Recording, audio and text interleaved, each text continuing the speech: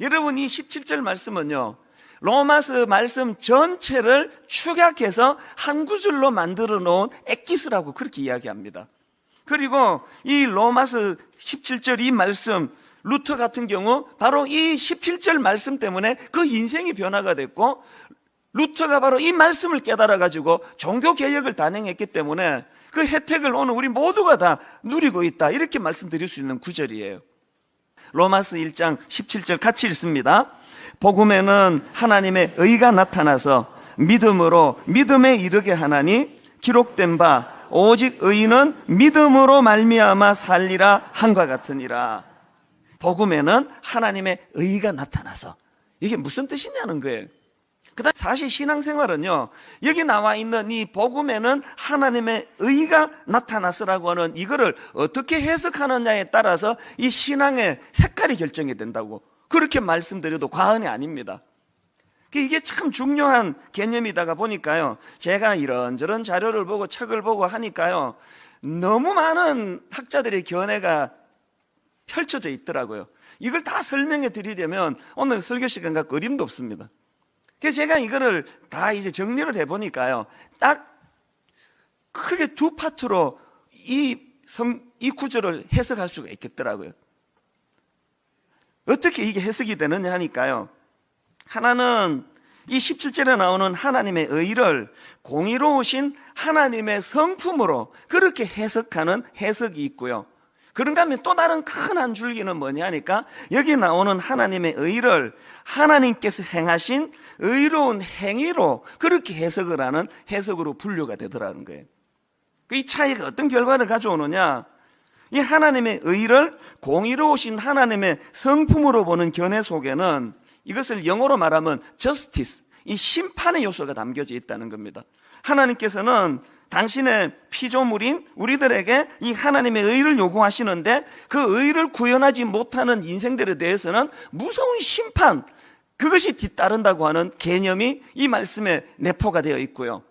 그런가 하면은 하나님의 의를 하나님께서 행하신 의로운 행위로 해석하는 여기에는 무슨 말씀이 내포되어 있는가 하니까, 하나님께서는 우리 자력으로는 하나님이 요구하시는 의를 절대로 구현해낼 수 없다는 걸 아시기 때문에 하나님이 무슨 행위를 하셨습니까? 예수 그리스도를 보내주셨다는 거예요. 그래서 하나님이 주시는 대안 예수 그리스도를 믿음으로 우리가 수용하고 받아들이면 예수 그리스도의 의로 말미암아 우리가 하나님의 의에 이룰 수 있다는 이 하나님의 대안이 여기서 말하는 하나님의 의가 나타났다는 뜻이다, 이렇게 두 갈래로 해석이 되더라는 것입니다. 자, 그렇다면 여러분, 자, 이 두 갈래 중에 여기 나오는 하나님의 의를 하나님의 공의로 생각하는, 그래서 영어로 justice, 하나님이 우리에게 요구하시는 이 공의를 이루지 못하면 하나님의 심판을 받게 된다는 쪽으로 흐르는 사람들에게 나타나는 특징이 뭘까요? 그 구원을 이루어내기 위하여 몸부림을 치는 거예요. 고행을 하는 거예요. 중세가 바로 여기에 해당됐습니다. 어떻게 해서든지 간에 하나님으로부터 심판받지 않기 위하여 이 자력 구원, 몸부림을 쳐서 구원에 다다르려고 노력하고 애쓰는, 이게 중세의 모습이에요. 불행한 건요, 아직도 너무나 많은 크리스찬들이 이런 신앙생활을 하고 있는 거예요. 그래서 어떻게 해서든 내가 하나님 잘 믿어보겠다고 발버둥 쳐야지만, 그래야지만 심판을 면할 수 있다, 이런 생각을 갖고 있는 사람의 특징이 뭔지 아시죠? 루터가 이 말씀을 제대로 깨닫기 전에 있었던 삶의 특징이 그거예요. 날마다 두려운 거예요. 날마다 불안한 거예요. 왜? 여러분, 우리 인간은 하나님의 의를 우리 자력의 노력으로 이룰 수 없습니다.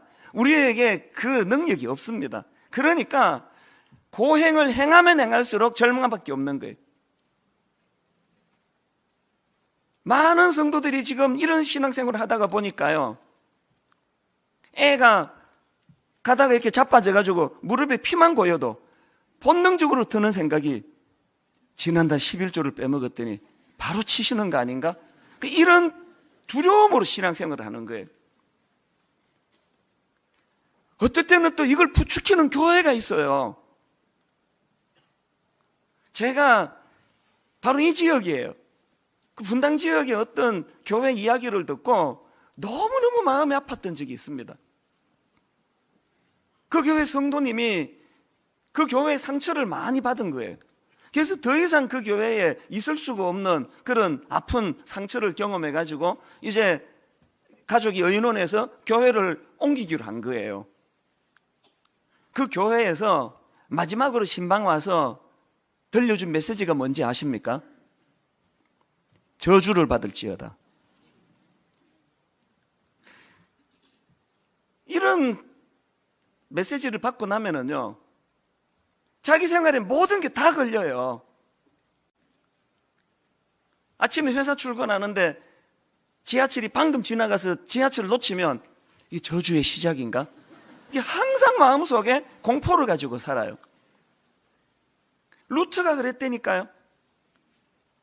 어떻게 해서든 자력으로 구원을 이루어 보려고 아무리 애를 써도 그 무서운 하나님은 절대로 당신이 요구하시는 하나님의 의를 우리 인간이 이룰 수 없다는 걸 아시기 때문에 벌 줄 준비만 하고 계시는 하나님. 그런데 여러분, 루트가 깨달은 게 뭡니까? 오늘 제가 믿고 받아들이는 복음은 뭡니까? 복음은 그런 식으로 우리 인간이 애써 노력해서 얻는 게 아니라는 거예요. 이미 범죄함으로 우리는 하나님의 형상을 잃어버렸어요. 우리는 하나님의 의를 구현할 능력이 없습니다. 그렇기 때문에 하나님이 대안으로 주신 예수 그리스도, 그분이 십자가를 의지하고 그분을 내가 의지하고 그분을 붙잡고 나아갈 때에 하나님의 의에 이룰 수 있도록 대안을 주신 것, 이게 복음이라는 겁니다. 근데 여러분, 어느 쪽이 윤리적으로 도덕적으로 더 잘 살겠습니까? 저요, 후자를 믿는 쪽이에요. 제 노력과 내 선한 어떤 도덕성을 가지고 구원받는 게 아니라는 것을 알아요. 그러나 저는 누구보다도 더 도덕적이고 깨끗하게 살려고 몸부림을 칩니다. 왜? 안 그러면 저주받을까 두려워서가 아니고 은혜에 대한 감격 때문에. 이렇게 자격도 없는 나를 구원해 주시고 감히 분당 우리 교회 목사로 강단에 세워주시는 이 은혜를 생각하면 자다가도 눈물이 나요. 여러분이 감격이 있는 사람이 내가 뭐 나쁜 짓 한다고 하나님 벌 안 주신다, 이런 생각으로 그걸 악용하는 사람이 있겠습니까? 없습니다. 분당 우리 교회 모든 성도님들이, 여러분들이 하나님이 기뻐하시는 이 하나님의 의를 이루려고 애쓰시는 성도님들 되시기 바랍니다. 무엇으로? 내가 가진 도덕성, 노력, 몸부림, 고행, 이런 것으로가 아니라 주님이 내게 주신 이 복음, 이 구원의 기쁨, 예수 그리스도 십자가를 통하여 하나님의 의에 이르도록 해주신 이 구원의 비밀을 발견하는 여러분 되시기를 바랍니다. 이것이 얼마나 감사한 일입니까? 종교개혁가 마틴 루트가 바로 이 17절 말씀에 있는 하나님의 의에 이른다는 것이 바로 이것이 복음이라는 걸 깨닫고 나서 인생이 달라졌어요. 루트는 어릴 때부터 열심히 교회를 다녔는데 불행한 거는 그의 신앙생활이 오히려 그를 더 불행하게 만드는 거예요. 로마 카톨릭에서 그 당시에 가르쳤던 하나님의 의는 한마디로 말하면 저스티스 아닙니까?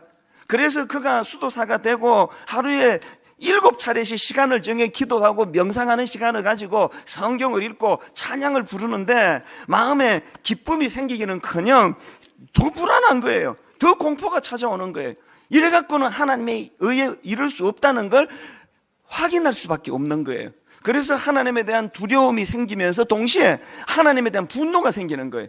어차피 우리가 할 수 없는 걸 요구하고 못한다고 벌 주시는 하나님, 나는 그런 하나님을 증오한다고 막 루트 내면에 갈등이 많은 거예요. 그랬던 그가 로마서 1장 17절에 이 복음의 말씀을 제대로 깨닫고 그 심령이 달라졌는데요. 롤란드 베인톤이라고 하는 이 마틴 루트에 대한 글을 많이 쓰신 분인데요, 그분이 쓴 책 중에 마틴 루트의 생애라는 책에 보면은 이런 변화를 일으킨 루트의 기쁨을, 루트가 한 말을 그대로 거기에 인용하는 게 있는데 한번 들어보시기 바랍니다. 바울의 로마서를 이해하려고 몹시 애쓰는 나에게 큰 장애물은 하나님의 의였다. 지금 루트가 말하는 거예요. 그것은 내가 이 의라는 말을 하나님께서는 의로운 분이요 따라서 불의한 사람들을 공정하게 처벌하신다는 뜻으로 받아들이고 있었기 때문이다. 그때 나의 상황으로 말하면 수도사로서는 털끝만치도 흠잡을 데가 없었지만 하나님 앞에서는 여전히 마음이 괴로운 죄인이었기에 도무지 나의 공로를 가지고는 그분을 누그러뜨릴 자신이 없었다. 그러므로 나는 공정하고 성난 하나님을 사랑하지 않았으며 오히려 정오하고 그분에게 투덜댔다. 그러면서도 여전히 나는 바울을 붙잡고 늘어지면서 그의 말에 무슨 뜻이 담겨 있을까 하고 계속했다. 밤낮을 가리지 않고 곰곰이 생각하던 어느 날 나는 하나님의 의와 그 다음 의인은 믿음으로 말미암아 산다는 말 사이에 관련이 있다는 걸 깨달았다. 그때 나는 하나님의 의란 하나님께서 은혜와 순수한 자비를 발휘하신 나머지 우리의 믿음을 보시고 우리에게 죄가 없는 것으로 취급하는 그 의라는 걸 터득했다. 자, 그 다음 들어보세요. 그 순간 나는 새로 태어나서 열린 문을 통해 낙원에 이른 기분이었다. 성경 전체가 새로운 의미를 지녔으며 전에는 하나님의 의 때문에 내 속은 증오로 꽉 차 있었지만 이제는 그것이 이루 말할 수 없이 소중하게 되었으며 더 큰 사랑을 불러 일으켰다. 그 다음 보세요. 바울 서신의 이 대목이 나에게는 하늘로 통하는 하나의 문이었다. 저는 로마서 공부를 통해서 저와 여러분이 이 루터가 깨달았던 이 복음에 대한 정확한 이해를 통해 억압과 눌림으로부터 주님 앞에 진정